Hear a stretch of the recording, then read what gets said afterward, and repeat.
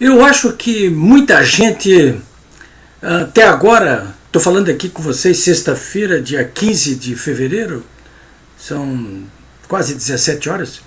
Eu acho que nesta sexta-feira, dia 15 de fevereiro, nesse final de tarde, muita gente ainda não entendeu direito todo esse imbróglio aí envolvendo o ministro-chefe da Secretaria-Geral da Presidência da República, Gustavo Bebiano, que até há pouco era presidente do PSL. Durante toda a campanha eleitoral do Bolsonaro, ele era presidente do PSL, partido pelo qual está inscrito o presidente e disputou a eleição. Agora o Gustavo Bebiano é secretário-geral da Presidência da República, com assento no próprio Palácio do Planalto, onde despacha o presidente. Eu acho que muita gente ainda não entendeu esse imbróglio aí, que vem ocorrendo praticamente desde domingo. Eu vi muita gente que votou no Bolsonaro, mas mais do que ele, os adversários, claro, né? A maior parte da mídia, muita gente indignada com duas personalidades. Primeiro, o filho do presidente, o Carlos Bolsonaro, que ficou com ele o tempo todo lá em São Paulo, os 17 dias em que o Bolsonaro convalesceu da terceira cirurgia que foi submetido. Esse Carlos Bolsonaro é vereador no Rio de Janeiro e é um filho querido aí do presidente, né? Como se percebe, foi ele que sentou em cima lá da traseira do carro, do conversível que desfilou diante do Palácio do Planalto no dia da posse.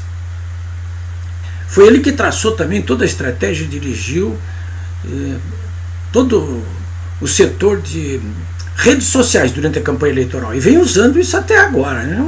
É um caracão nisso aí.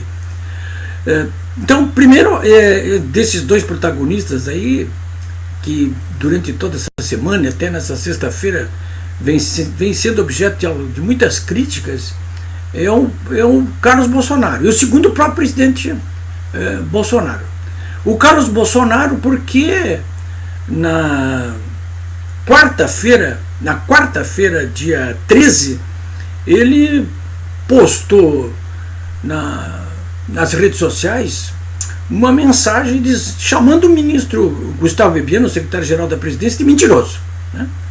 Tchau, o ministro é mentiroso. Ele disse que conversou ontem, ele falou na quarta-feira isso, o Carlos, ontem, na terça-feira, com o presidente 3 vezes e abordou um assunto objeto de reportagens da Folha de São Paulo e do Globo de domingo. Eu já volto a esse assunto aí. E o segundo, o próprio Bolsonaro, porque o Bolsonaro, ele encampou a postagem do filho, né? E até foi mais longe. No dia seguinte, na quinta-feira, ontem, no dia 14, começou a repercutir a entrevista da noite anterior da TV Record, onde o Bolsonaro, ele mesmo chamou o seu próprio ministro de mentiroso, né? Se referindo à mesma situação a que se referiu o filho Carlos Bolsonaro. Não é isso? E nessa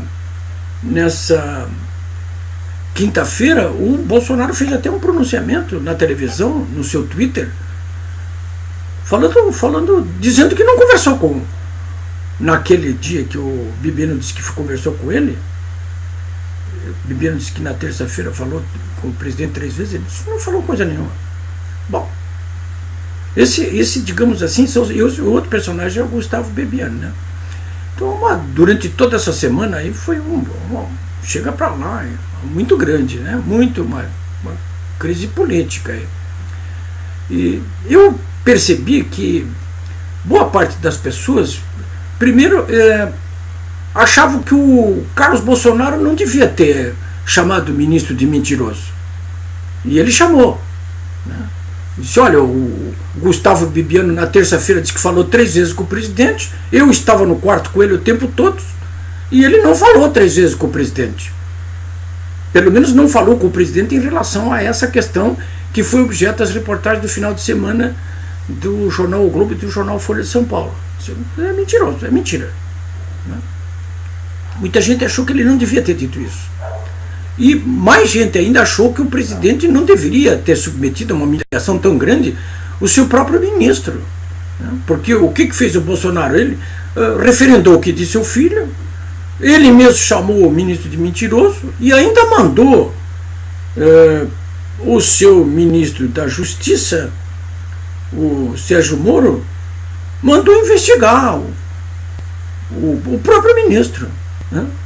Então, muita gente diz, nunca vi uma coisa dessa. Bom, eu confesso para vocês o seguinte, que eu mesmo não estava entendendo direito essa história, né? Porque aparentemente o que fica é o seguinte: ora, se o ministro falou 3 vezes ou deixou de falar 3 vezes com o presidente Bolsonaro no início da semana, o que importa isso aí? Se falou, deixou de falar com o ministro? Ele disse que falou, o filho disse que não falou e o Bolsonaro disse que não falou. Bom, o que é de importante, quero que vocês anotem bem aí, porque isso é importante, isso que eu vou dizer, para que você entenda o que está acontecendo. O que aconteceu está acontecendo.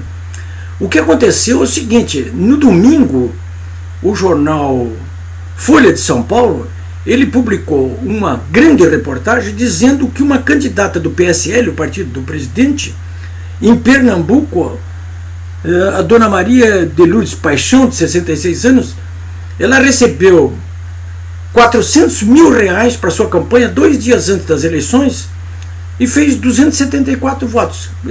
O que caracterizaria, segundo a Folha de São Paulo, uma situação em que a Maria de Lourdes não passaria de uma laranja, né? E o jornal, além disso, a Folha de São Paulo, no domingo, ainda acabou responsabilizando o próprio Gustavo Pebiano, que na época era presidente do PSL das eleições. Vocês estão sabendo disso aí. Então, isso foi no domingo. Na segunda-feira já se armou um barraco aí. Quer dizer, todo mundo cobrando do Gustavo Pebiano.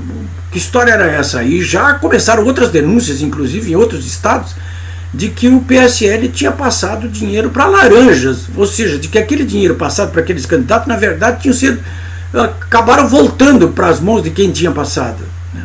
É uma denúncia grave. O ministro da Justiça disse que vai apurar isso aí. Bom, e o que aconteceu então em seguida? No primeiro dia, na segunda-feira, o Bebiano tentou se escapar dessa discussão e tal, e no terceiro dia, na terça-feira, ele veio com essa história. Quando falaram com ele sobre esse assunto, a reportagem da laranja, da PSL, ele veio com essa história de que tinha conversado sobre isso com o presidente 3 vezes naquele dia, na segunda-feira, na terça-feira.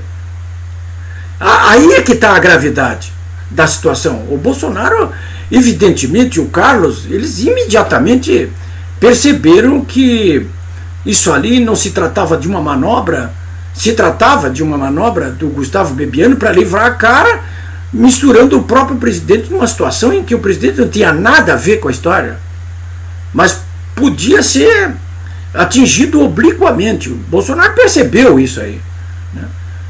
O que ele faria lá? Está internado, não pode conversar com ninguém.